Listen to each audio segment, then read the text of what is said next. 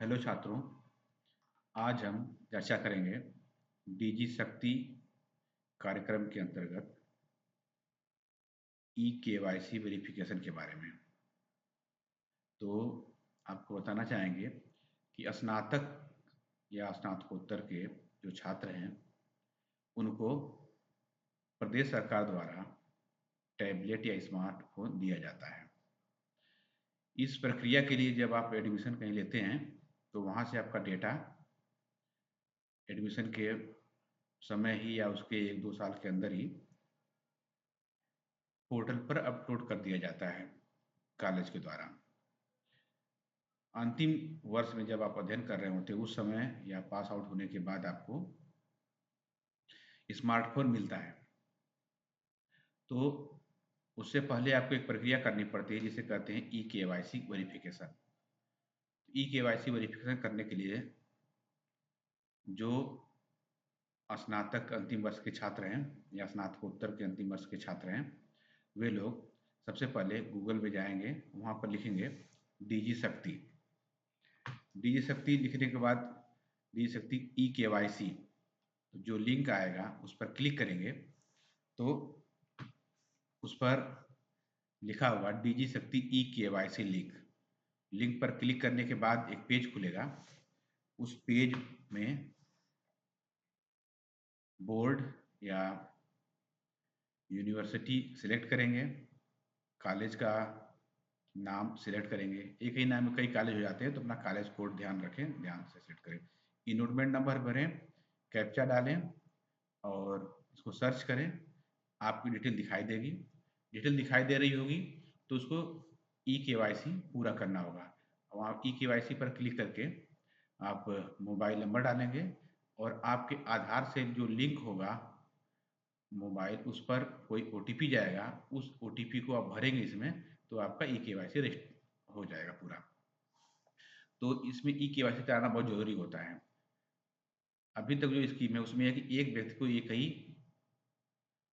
Smartphone या tablet मिलेगा, चाहे आप कई कोर्स भी कर रहे हो तो भी। अगर कोई स्नातक में स्मार्टफोन प्राप्त कर लिया है तो उसको अब स्नातकोत्तर में नहीं मिलेगा। तो आपको ई केवाईसी कराना ज़रूरी होता है।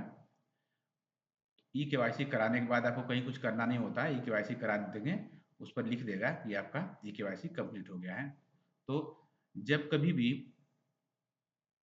आपको या आपकी संस्था में स्मार्टफ़ोन या टैबलेट वितरण होगा तो आपको ज़रूर मिलेगा। ऐसा नहीं होगा कि आपका टैबलेट या स्मार्टफ़ोन कोई और व्यक्ति रख लेगा, क्योंकि वो आपके नाम से आएगा और जब मिलेगा उस टाइम पे भी आपको वेरिफ़िकेशन होगा आधार से, उसके बाद ही आपको मिलेगा। तो ये प्रक्रिया करनी होती है। कभी-कभी क्या होता है कि आपके आधार में कोई नाम की स्पेलिंग अलग है और जो आप ग्रेजुएशन या पोस्ट ग्रेजुएशन में नाम का स्पेलिंग अलग है, जन्मतिथि अलग है, पिता का नाम अलग है, कुछ डिफरेंट है स्पेलिंग, तो ई केवाईसी पूरा नहीं हो पाता है। ऐसी दशा में क्या करें कि जो स्टेटस दिखा रहा है कि ई केवाईसी फेल्ड, उसका प्रिंट कॉपी ले लें और अपना आधार कार्ड और ग्रेजुएशन की या पोस्ट ग्रेजुएशन जो भी आप कोर्स में पढ़ रहे हों, उसकी मार्कशीट की कॉपी लेकर जाकर अपने महाविद्यालय में संपर्क करेंगे। महाविद्यालय में कोई उसका प्रभारी होगा, वह वहाँ से आपका डेटा अपडेट कर देगा। उसके बाद आप पुनः ई केवाईसी कराएँगे तो सही हो जाएगा। तो जब वहाँ से अपडेट हो जाएगा महाविद्यालय से, तो आपको करीब-करीब 2 हफ्ते बाद ही पुनः प्रयास करना होगा ई केवाईसी वेरिफिकेशन के लिए। तो ई केवाईसी वेरिफिकेशन हो जाता है, तो उसके बाद जब भी अगर आपको स्मार्टफ़ोन मिलेगा, तो आपको ज़रूर मिलेगा। तो यह अन्य कोर्स में पढ़ने वाले लोगों को भी मिलता है, किसी भी प्रकार के यूजी, पीजी कोर्स करने वाले लोगों को। लेकिन अगर आपको एक बार मिल चुका है, तो दोबारा से नहीं मिलेगा। तो धन्यवाद। अगर यह जानकारी के लिए आपको यह वीडियो बनाए हैं, इस चैनल को आप लोग सब्सक्राइब कर लें। भविष्य में आपको और भी जानकारी दी जाएगी और इसको अपने दोस्तों के साथ शेयर भी कर दें।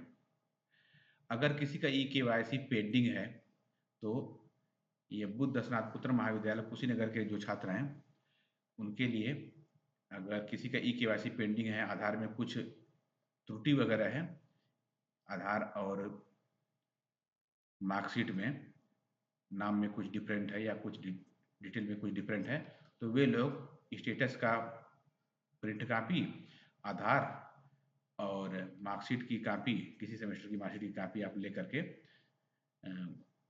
डॉक्टर सौरभ द्विवेदी जो संस्कृत विभाग में हैं, वही डिजी शक्ति पोर्टल के समन्वयक हैं, उनके पास आप जमा कर दें, तो वहाँ से वह उसको ओके कर देंगे।